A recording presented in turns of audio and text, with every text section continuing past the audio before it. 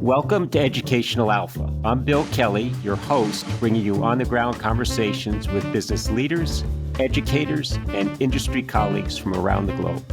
Educational Alpha is sponsored by iCapital, the financial technology company with the mission to power the world's alternative investment marketplace.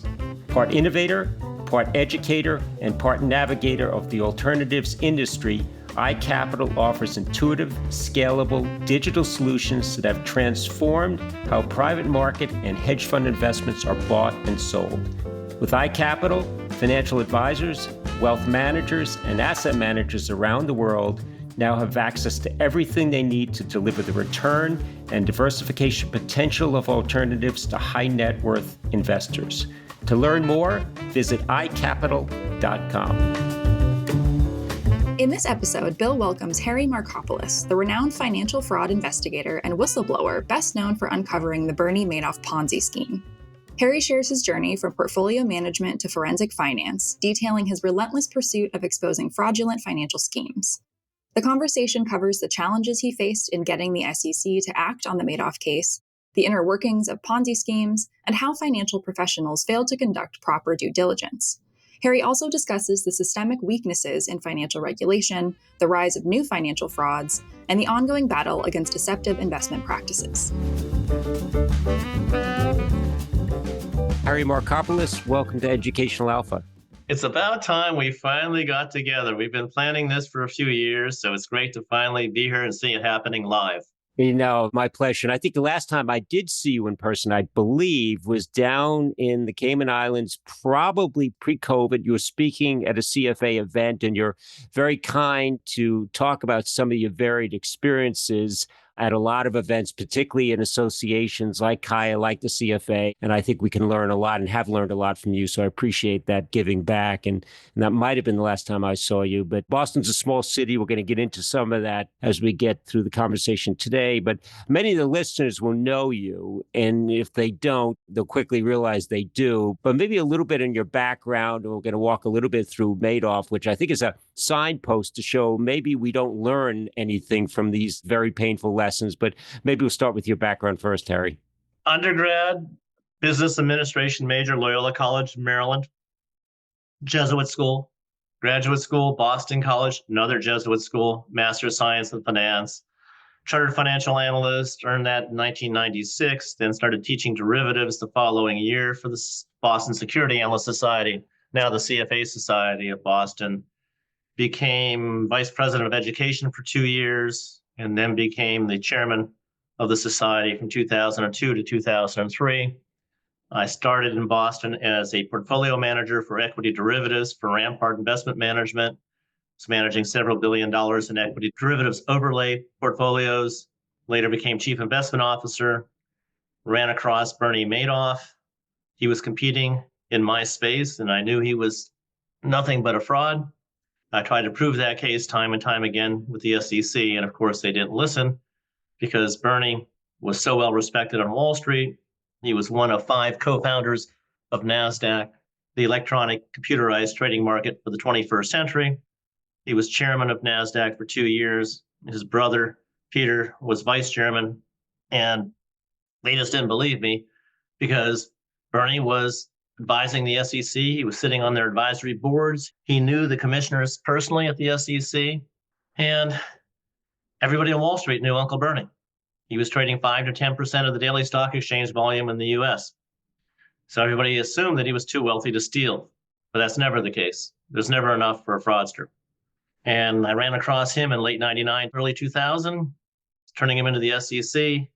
But I came in with math proofs and accounting proofs. And what do we know about the SEC?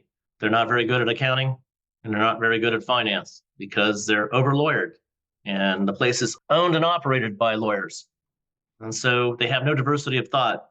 And if you are a finance person or a CFA or a CPA, you don't really have a voice in that type of organization.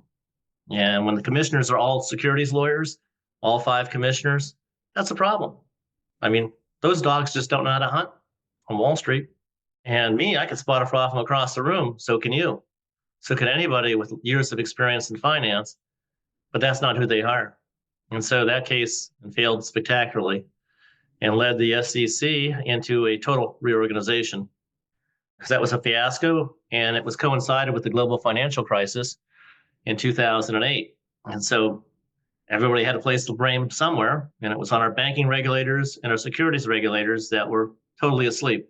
And just to orient the listeners, you were the whistleblower in this case. And if memory serves me correctly, and I looked some of this up in advance of this conversation to remind me, Harry, Madoff was arrested in December 2008. It was a $65 billion Ponzi scheme, was then, and you can tell me if it still is the largest, but his sons turned him in.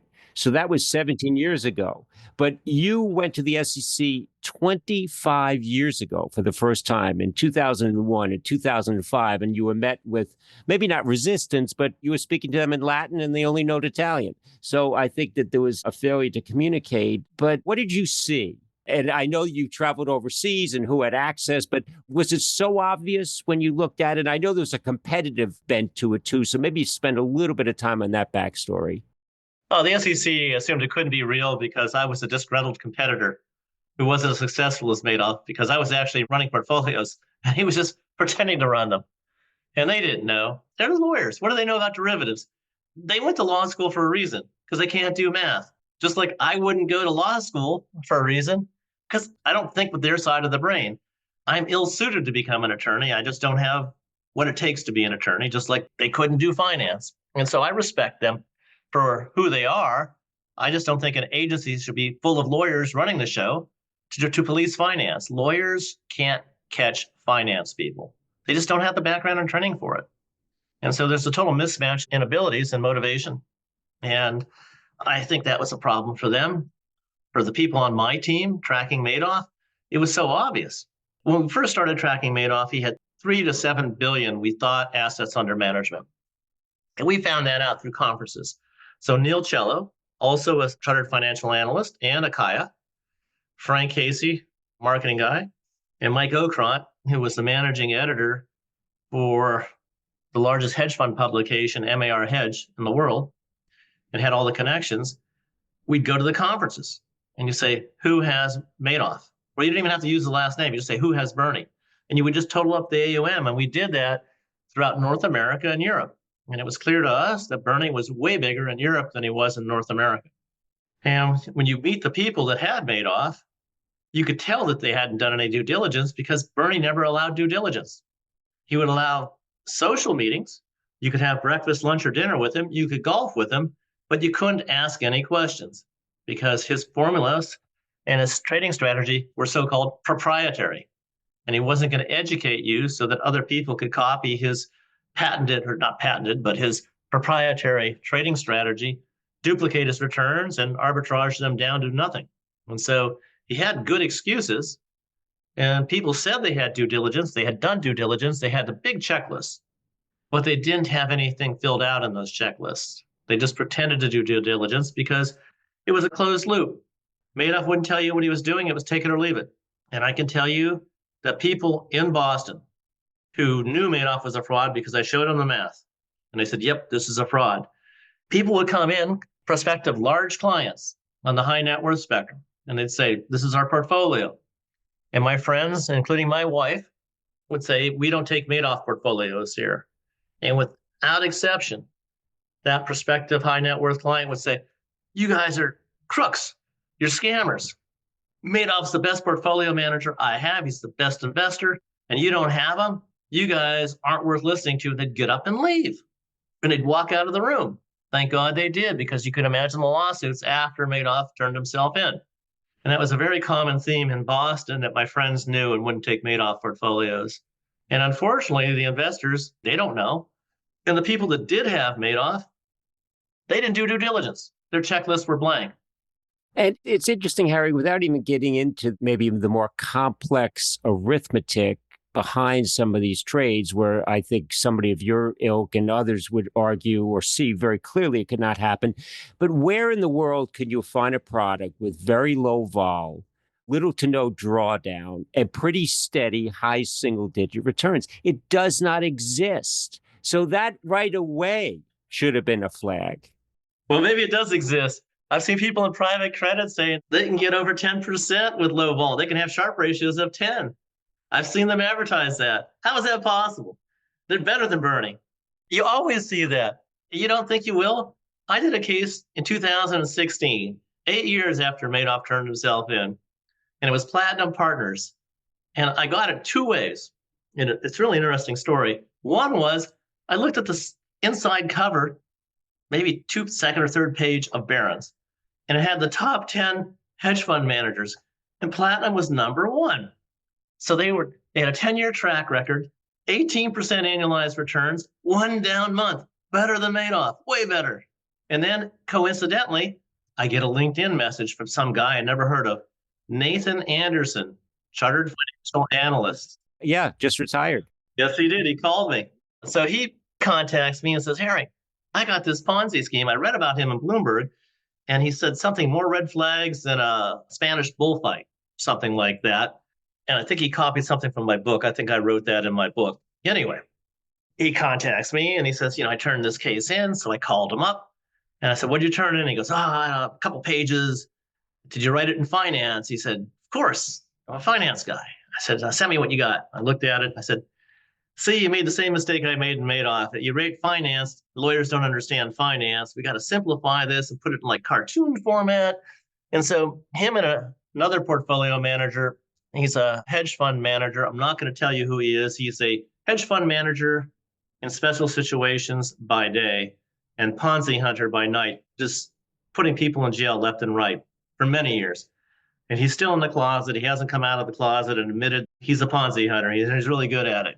And so we keep him undercover because sometimes we need access to information, and he's good at getting it because he has a lot of AUM and people won't turn him away.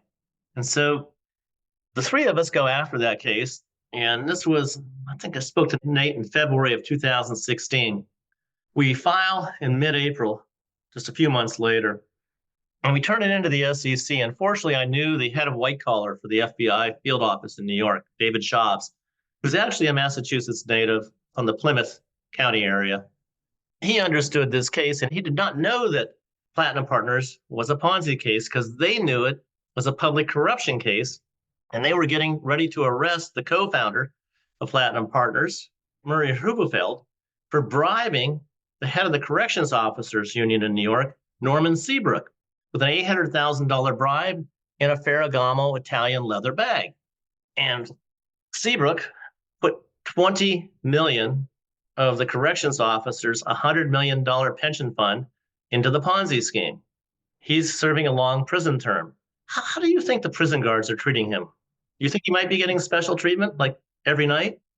I think so. You screw the union, you screw the corrections officers, I think they would have long memories. And so he gets arrested in early June. And I come in mid-April, and Dave says, you got to come down here right away. And a couple of days later, we're in New York. They badge us through 26 Federal Plaza, the federal building where the FBI headquarters is in New York. And we go up and clear FBI security. And we're just ghost as we go in there. And we go in the conference room. It's super crowded. There's agents everywhere. They're sitting against the wall, big, long conference table. That's full of agents. And I couldn't figure out what's going on. I thought maybe they wanted us to train them on Ponzi's because I'd done the Madoff case. Well, that wasn't it. It was because there was two squads in that room. One was the white-collar squad, one of their white-collar squads, I should say, and the other was the public corruption squad.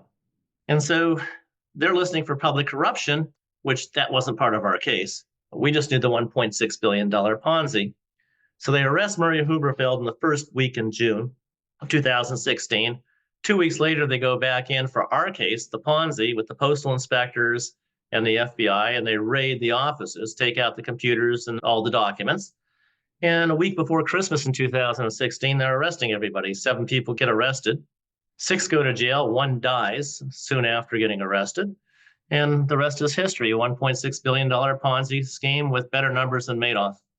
Amazing. So as you reflect on that story and Madoff as well, Harry, and we talked a little bit about Ed Mannion before we came on. He's a portfolio manager that I had worked with, but he was somebody at the SEC that probably was not a lawyer and maybe was the closest thing to somebody that was going to understand what you put together, advocate for you. But at the end, after Madoff's arrested, he goes to prison. Does anybody from the SEC ring you up and say, thank you, Harry, we must do better the next time around? Officially, no. Unofficially, all the time. And I've gone to book signings, I've given speeches. People come up from the SEC asking me to sign the book and apologize.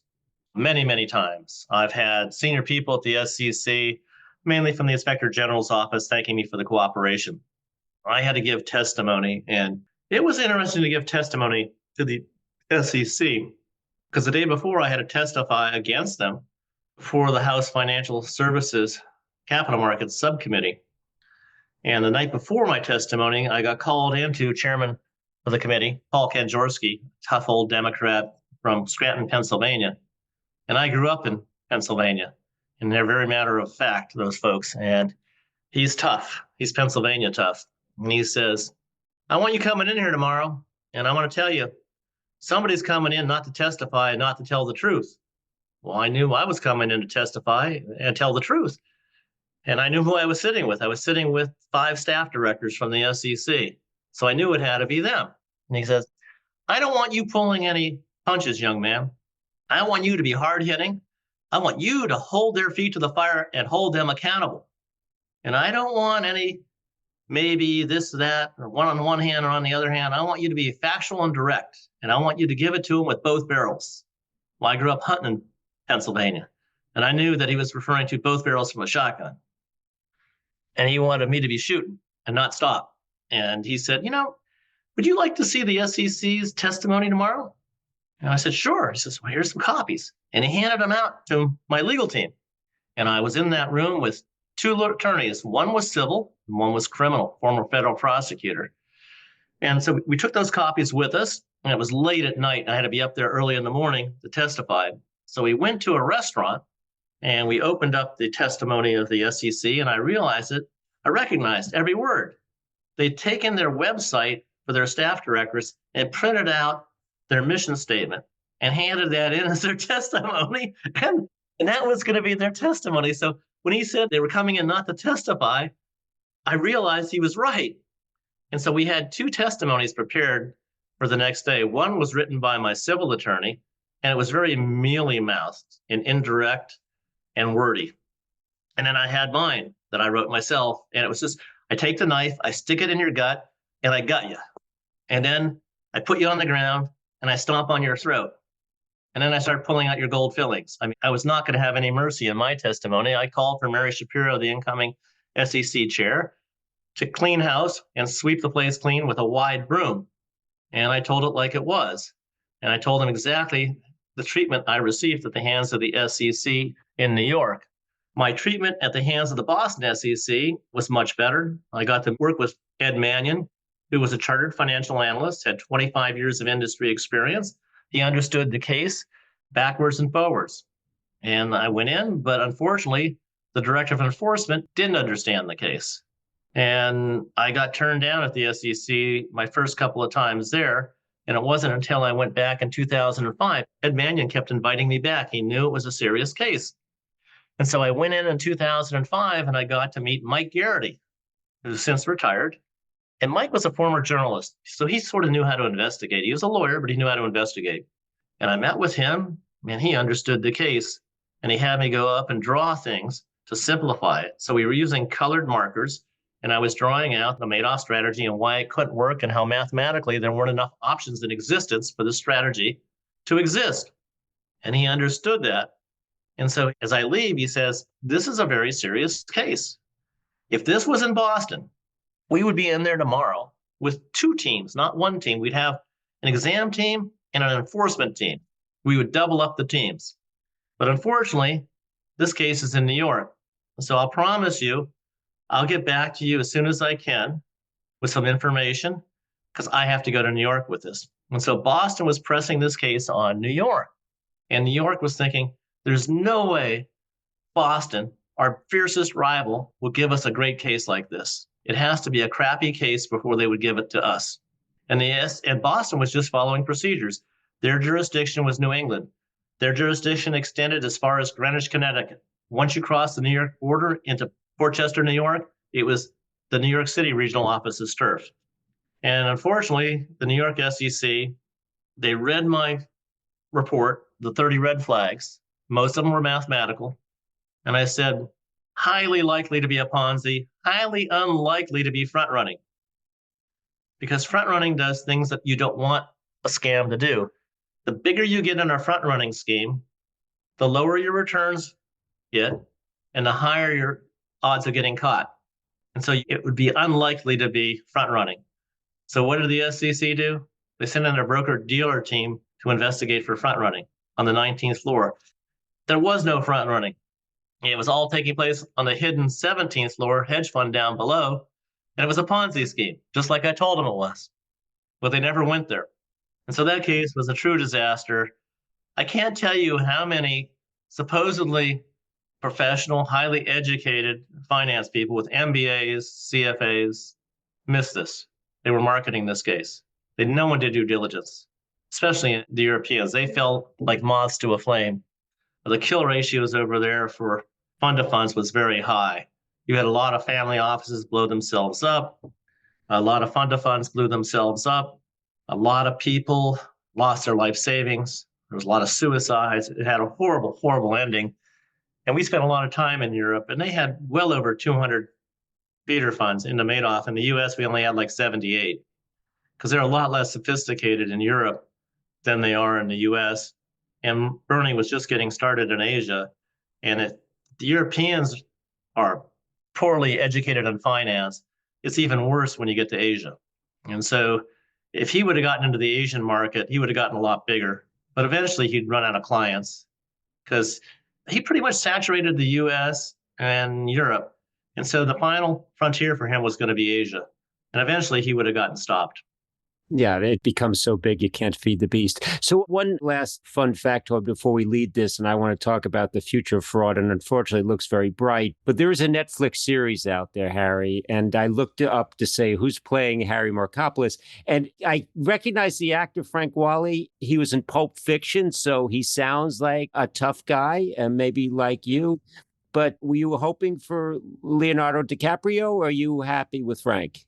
I was really hoping for Pee Wee Herman, but he was unavailable.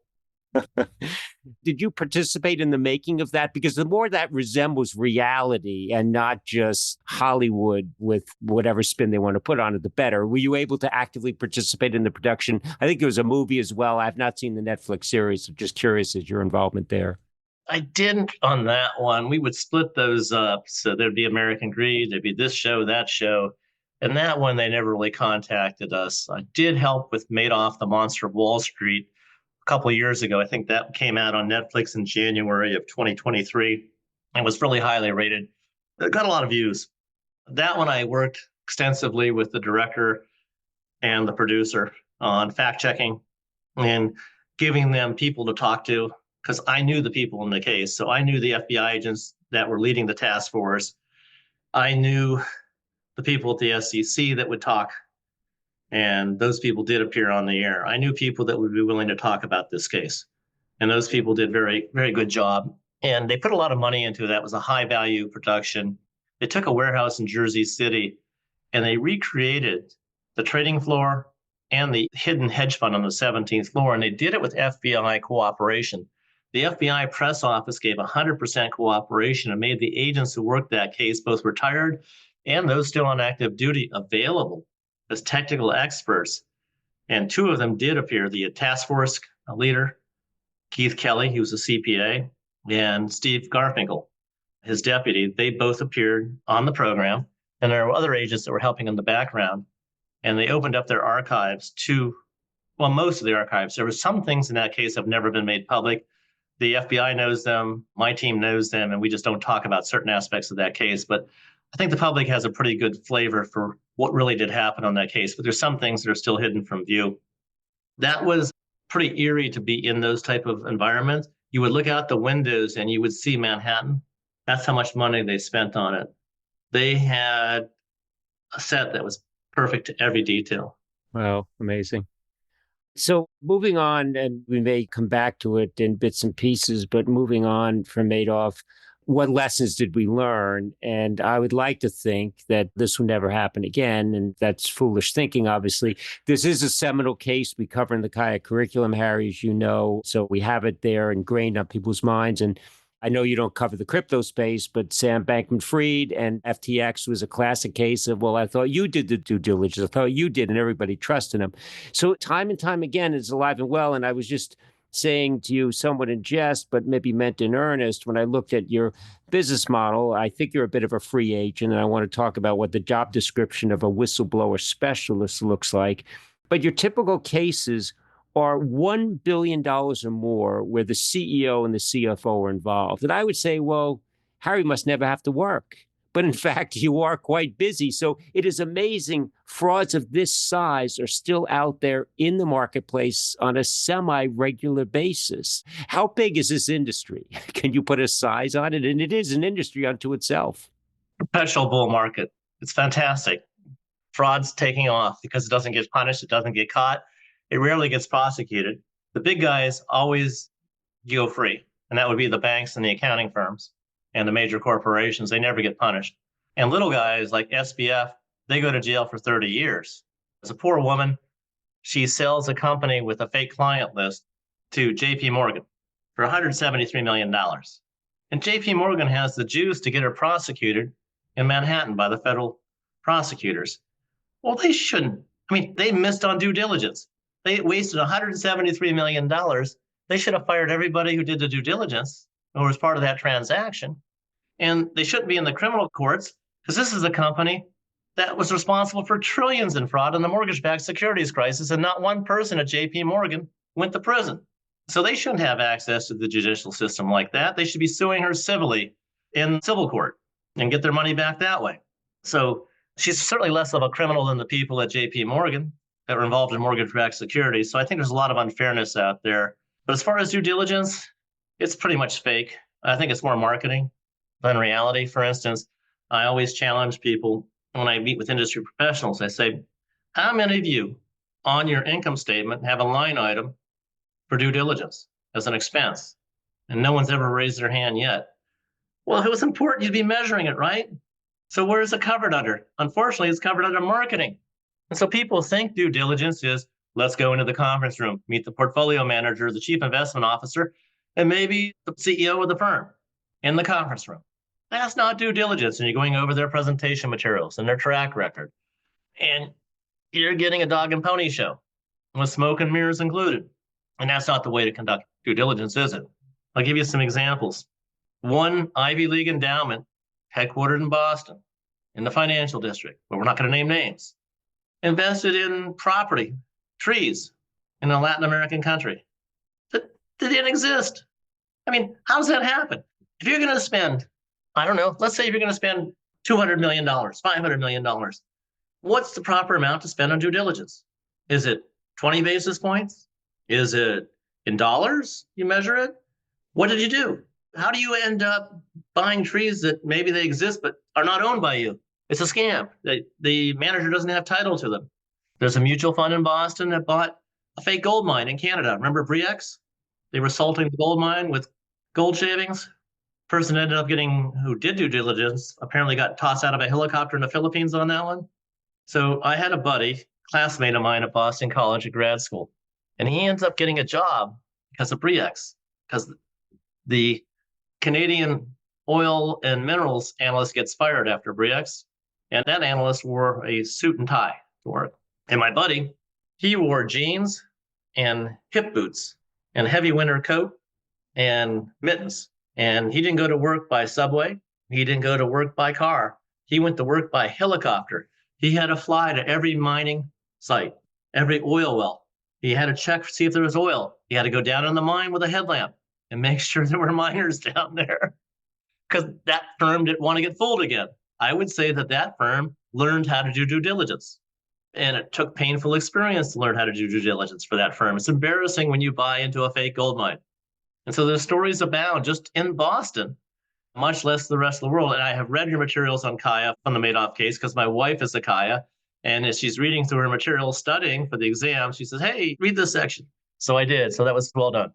Well, hopefully we did a thorough job. But, it's interesting as you say this, Harry, I'm thinking back in the course of my career. I'm a CPA from way back when. I'm not active anymore, but they used to send out the brand new staff accountant out to the hinterlands to count the inventory. And if there's going to be a fraud perpetuated at a company, usually it starts on the balance sheet. And inventory is a perfect place to do it. And I think they diminish maybe some of the most obvious signs to the least common denominator because, how bad could it be? But then I think your other point about the punishment not fitting the crime, it's almost becomes more of a cost of doing business. And I'm not saying that every Fortune 500 CEO is criminal, quite the opposite. I think there is a latitude of a gray area where you can push very, very far. And if somebody says, well, you stepped over the line, you pay a fine and you don't admit or deny any guilt and you move on. Nobody's in a helicopter. Nobody's being pushed out. Nobody's going to prison. And I just don't know. Is it that the rules of engagement and the punishments are just not where they need to be?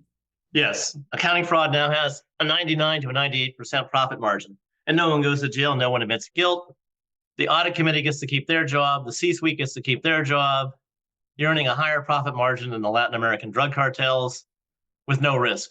The SEC is actually fostering and encouraging more accounting fraud just by not punishing correctly. They should go in and clean house. Everybody involved should take a lifetime ban from the industry, never to be an officer or director again. The accountants, the engagement partner, and the quality assurance partner should be gone from the accounting field. We don't need bad accountants. We have plenty of those. It should be next person up. Fill those slots with people that know how to do the job.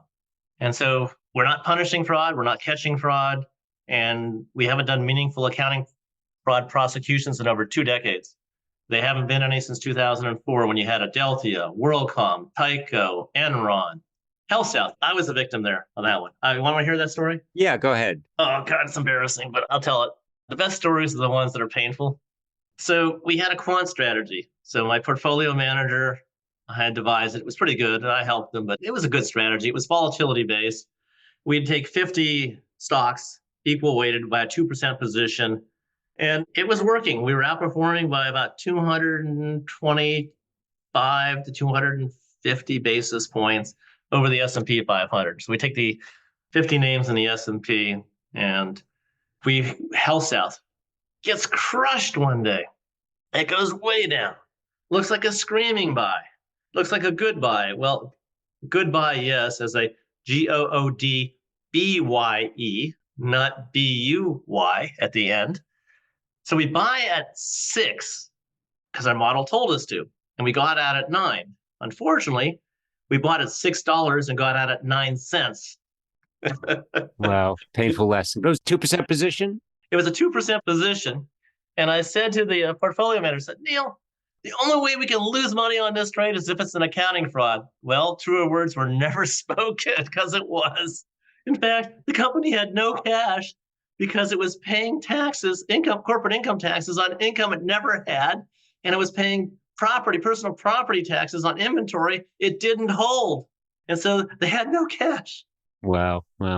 It's interesting. Maybe these are lessons learned as you grow through your financial career. But you mentioned Nate Anderson, and I tried to get in touch with him. I'd love to have him on, but I did notice Hindenburg very recently announced they're shutting down, and he's had a very successful run. And usually these short houses, it can be a very painful end because you can be very, very right, but the market doesn't believe it. So it's a lonely business. I'm not suggesting you have to get into your business model if you don't want to get into the specifics. And I don't think you're the same as Hindenburg. But if you see this fraud, you know it's there and you're taking a short position. If the market doesn't see it, it can be very, very expensive. Hindenburg had an awesome run, but many of these short firms don't. But it can be a lonely business. You saw it in Madoff. We see it time and time again where nobody wants to listen. Nobody wants to believe it. If this guy is in it, how bad could it be? So it's got to have its moments where you look into the mirror and say, Harry, why am I banging my head against the window like this? I think truth matters. And without truth, without accountability, capitalism's days are numbered, and we may be approaching those days as fraud is running out of control. And when good people like Nate Anderson pack it up, and he didn't pack it up for being wrong, he packed it up because he was too busy. He had too many cases and it was burning out. He was doing 15 to 18 cases a year, and it's always a constant battle. And the company's saying that you're lying when the ones lying are company's management. And the frauds were so obvious that he was working on. Take a look at Tingo. It had a market capitalization, very high market capitalization. It was out of Nigeria. It should have been a high risk factor. And it reported hundreds of millions in cash. And it had a Big Four auditor. And if you looked at the cash at the bank statement, it said that it had hundreds of millions. But if you looked at the line, you'd see that they'd used whiteout and they used a different font to type in the cash number, and it was slanted. It wasn't even. How do you get more obvious than that? Instead of having hundreds of millions in the bank account, they had, I think, $9. And that was a Big Four audit. And that's the quality of the audit. When most of the audit hours are performed by somebody between the ages of 22 and 27 years old, I would say that's an upside down profession. What do those kids know? They're not getting trained. They're working terrible hours, 7 days a week. They're burned out. They're using audit procedures that are carefully designed never to catch fraud. My sons are both fourth-year accounting majors in Boston. And at one of my son's schools, Bentley, the kids were actually interning last summer at a Big Four firm in Boston. And they were told, whatever you do, if you see fraud, don't say anything. Is that a way to train your interns at a Big Four firm? Is that what it's come down to? Frightening. So maybe, Harry, before I let you go, one other area I do want to cover in the business of fraud, and I have a fear that it's going to accelerate it more than slow it down, but generative AI has been on the tips of everybody's tongue, and now DeepSeek has come out, and it briefly brought NVIDIA down. I think they lost close to $600 billion in one trading session, maybe just a week or so ago in late January. But we're just amping up. And I think in an investment process, perhaps it could help to some degree. But I also wonder about deep fakes and AI in the hands of fraudsters, particularly in financial services, where you've got this great transfer of wealth, less sophisticated people inheriting money. I think the situation is very, very ripe, and I do fear that there might be some useful benefits to AI, but it might be maybe bending the arc of opportunity more toward the person looking to commit the fraud than adding value to the client's portfolio.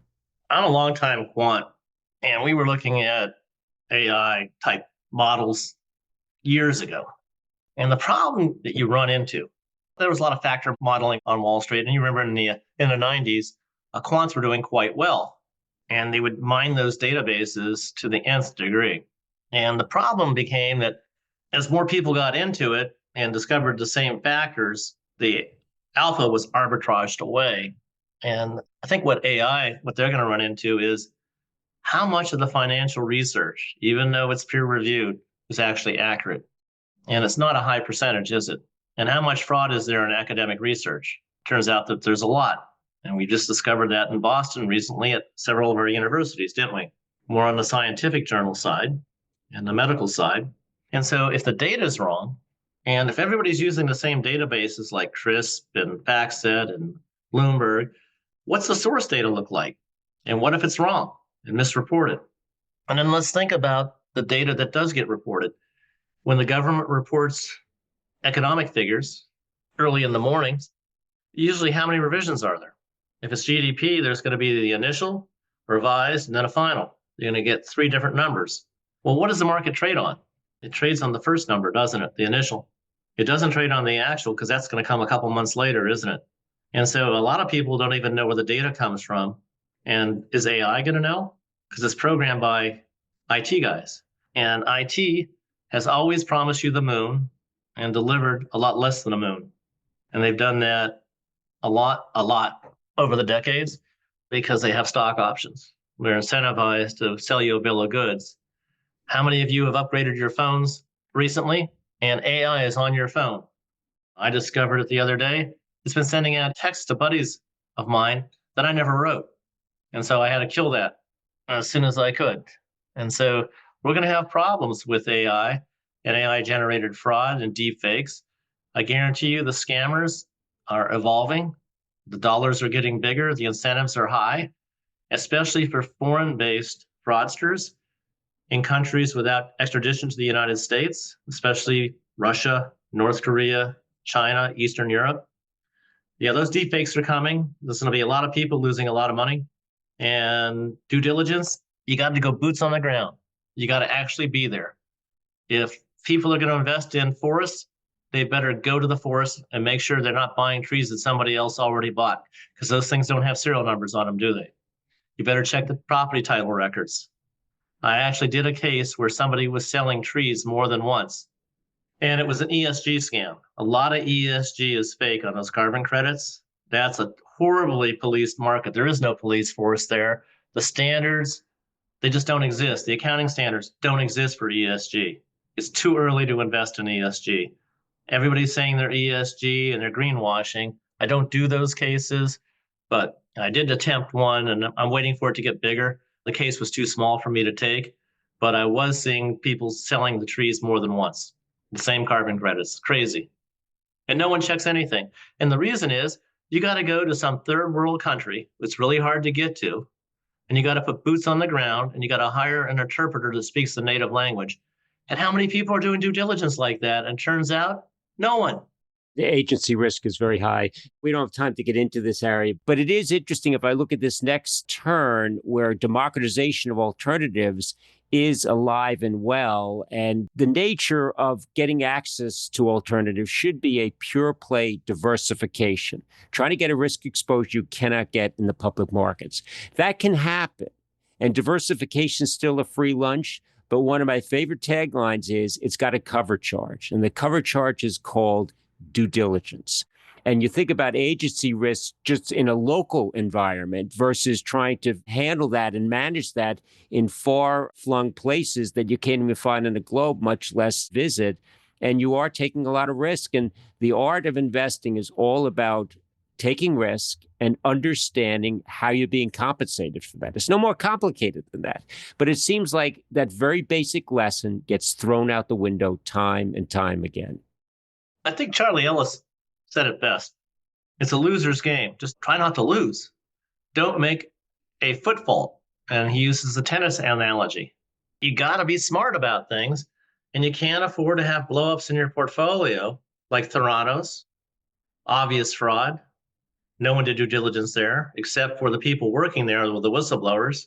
The board was out to lunch. It was a great board on paper, but nothing but empty suits and empty dresses on that board.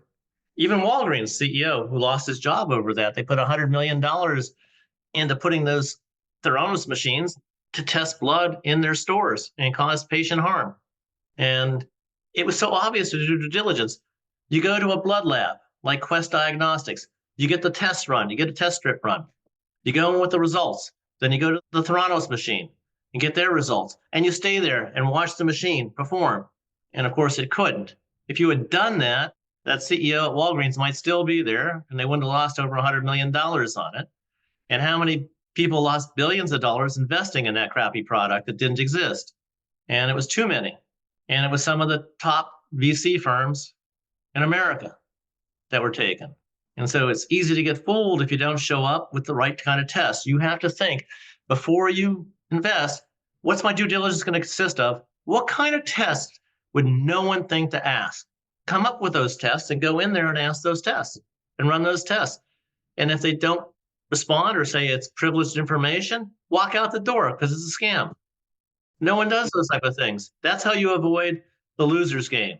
Read Charlie Ellis's book. Yeah, no, I think it's a great point, Harry. It's something you mentioned earlier that if you cannot see due diligence as a line item on that manager's P&L, you should run in the opposite direction. If it is part of marketing or just part of the IR team coming in there, that didn't work 15 to 20 years ago. It will never work into the future. Unfortunately, it sounds like you're quite busy, which I guess is maybe good for the Markopolos family, less good for the industry as a whole. But I very much appreciate the great work you're doing, and even more so, your ability to give back and talking at the CFA Boston in terms of teaching some of this next generation. We could all benefit a lot. So great discussion, Harry, and I'll probably have you back. It's just a very fascinating story on Madoff, but there are going to be more tales from the crypt, and I'd just love to hear them.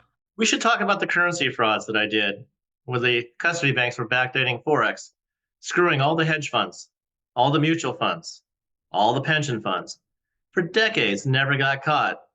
until I came along, started asking questions and recruiting people from inside to turn whistleblower.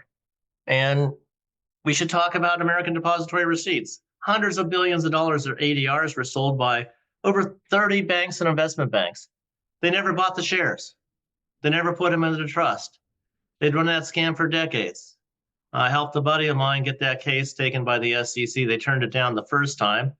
And John Germanarial, American hero, I'd like to come back and tell you about that man and what he did and how he suffered to do that case to bring truth and honesty to the American depository receipts market. How many times do the banks have to cheat before you stop trusting them? And talk about due diligence. So if you want me to come back, I have a big case coming this year. And if you want me to come back, I have some other fascinating cases that we can cover that the public probably knows a lot less about than Madoff. And I can give you guys a lot more due diligence tips. I hope to be teaching in some of the universities next fall. Hopefully I can do that in Boston too, where my sons go to university. They're both accounting majors and they got another year and a half left. So I'd like to do some teaching in the universities as well on due diligence. So thank you.